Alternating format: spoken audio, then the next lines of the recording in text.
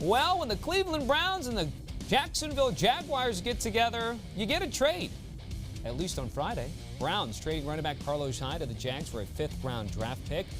He's got close to 400 yards, 5 touchdowns this season for the Browns, and we all know that Leonard Fournette has been out dealing with those hamstring issues. TJ Yeldon dealing with some stuff, and boy, look at that. Carlos Hyde with a Jags background behind him as you take a look at the numbers for him, both the fantasy points per game with PPR format as well. Running back help coming in the form of a former San Francisco 49er. And to break this trade down, we have our fantasy expert Dave Richard joining me here on the HQ set. So Dave, I mean, look, this is something that came down Friday. We're a buzz about it in terms of what the Jags are getting right now. What are the Jags getting right now? They're getting a running back as insurance in case Leonard Fournette doesn't come back this year. And maybe we learn soon that Leonard Fournette won't be back this year. Why else do they give a fifth-round pick away? They're not doing it to rent Carlos Hyde for a couple of games. And they already had TJ Yeldon, so they couldn't have been in love with him as a heavy-use back. But you think about the identity of the Jacksonville Jaguars, what they want their offense to be. They want to be physical running the football. They don't want to let Blake Bortles take control of the offense.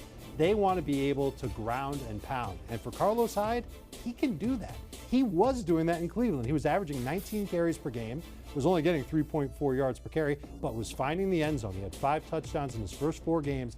To me, this says that Jacksonville is not sure when Leonard Fournette will be back, and they're not confident in TJ Yeldon carrying the mail. That's why Carlos Hyde is in Jacksonville. So a couple things here. So from a pure football perspective, if the Jags are saying we're trying to get healthy for the postseason, which, by the way, is not a given thing for them, they're going to take care of Leonard Fournette, not rush him back. But what the question is, from a fantasy perspective, most people will have Carlos Hyde, so you can't go on the waiver wire and pick him up. I took a flyer, Jamal Charles. Now I wish it would have worked out. It doesn't look that way. If you are a fantasy owner who has Leonard Fournette, who can you target?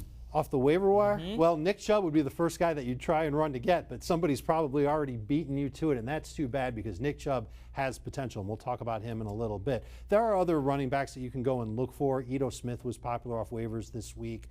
There's always guys that are moving up the rankings a little bit as far as waiver pickups, but I don't really think that there's anybody coming up in Jacksonville that's going to take the role away from Carlos Hyde. I think it's going to be Hyde and Yeldon until further notice. Carlos Hyde, if you own him, what's the status with him? RB2, flex, what do we think? He's going to be an RB2, and he's going to be probably what he was in Cleveland, which is a touchdown-dependent RB2.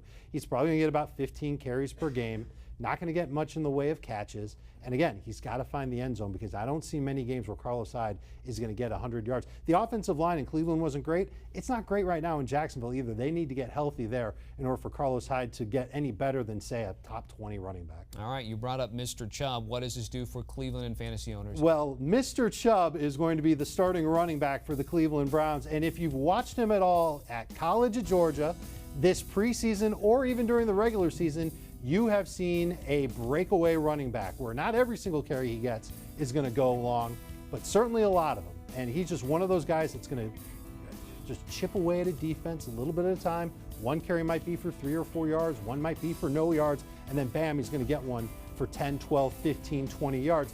He's got power that Carlos Hyde has. He's got speed that Carlos Hyde does not have. The Browns are making a great move here. 2 great moves. Number 1, they got a good draft pick for Carlos Hyde. Number 2, they're elevating the better talent at running back.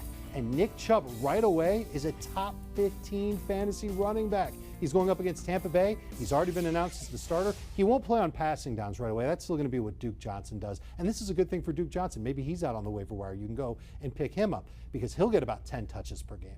But it's going to be Nick Chubb who's in line for that 19 carry per game workload that Carlos Hyde is now giving away.